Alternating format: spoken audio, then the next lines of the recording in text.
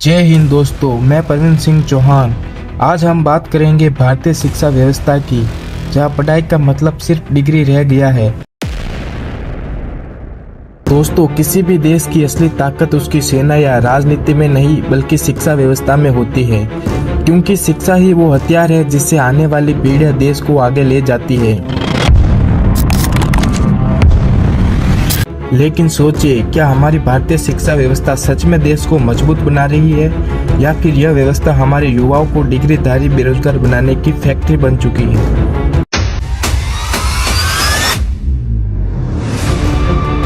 आज भारत के पास सबसे बड़ी युवा आबादी है, लेकिन दुख की बात यह है कि हमारे युवाओं के पास हुनर नहीं है। हमारे पास डिग्रियां हैं लेकिन नौकरियां नहीं।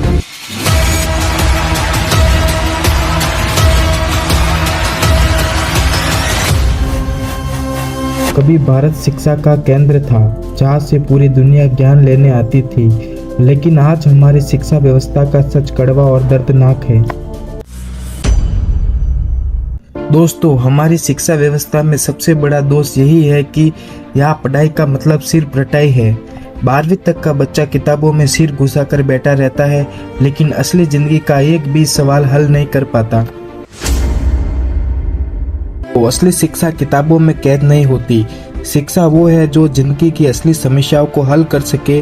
शिक्षा का मतलब है सोचने की ताकत, सही फैसला लेने की समझ और समाज के लिए कुछ नया करने की हिम्मत।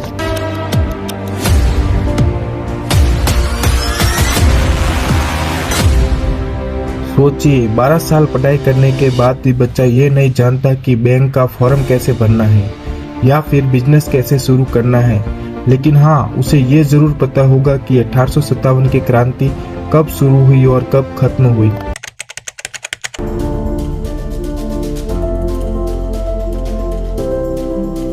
आज भारत की शिक्षा व्यवस्था अंकों और डिग्रियों की दौड़ बन चुकी है।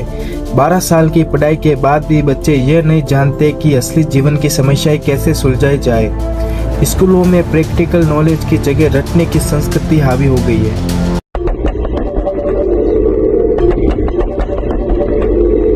भारत सरकार हर साल करोड़ों रुपए शिक्षा पर खर्च कर रही है, लेकिन नतीजा क्या है? बेरोजगारों की लिस्ट लंबी से लंबी होती जा रही है। करोड़ों युवा डिग्री लेने के बाद भी मजदूरी करने को मजबूर है। और सबसे शर्मनाक बात, आज भारत जैसे देश में हुनर की जगह कागज का टुकड़ा यानी डिग्री नौकरी तय करती है।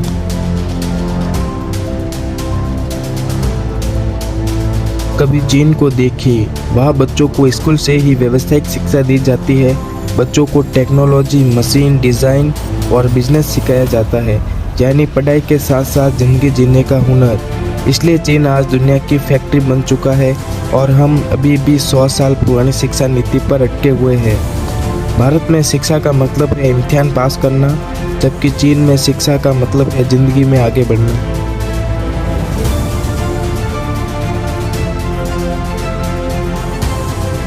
सवाल यह है कि सरकारें इस सच को क्यों नहीं बदलती?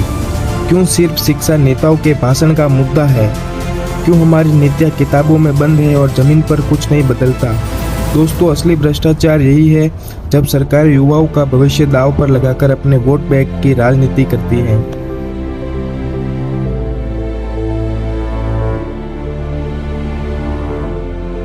अगर भारत को फिर से विश्व गुरु बनाना है तो शिक्षा व्यवस्था को बदलना होगा। पढ़ाई सिर्फ किताबों तक सीमित न होकर हुनर पर आधारित होनी चाहिए। बच्चों को टेक्नोलॉजी, आर्ट, बिजनेस और प्रैक्टिकल नॉलेज मिलनी चाहिए।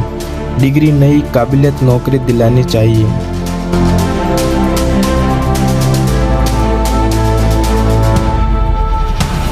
अब वक्त है शिक्षा को डिग्री से आगे ले जाने का। हमें ऐसी शिक्षा चाहिए जो स्किल पर आधारित हो, इंडस्ट्री से जुड़ी हो और युवाओं को व्यवसाय की दिशा में आगे बढ़ाए।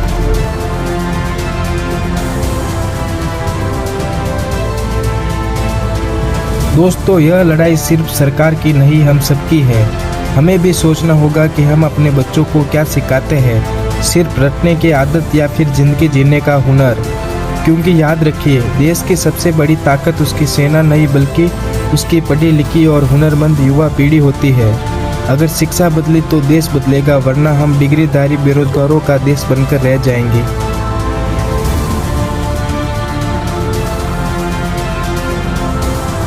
आज ज़रूरत सिर्फ पढ़े लिखे लोगों की नहीं, बल्कि सोचने वाले और बदलने वाले युवाओं की है।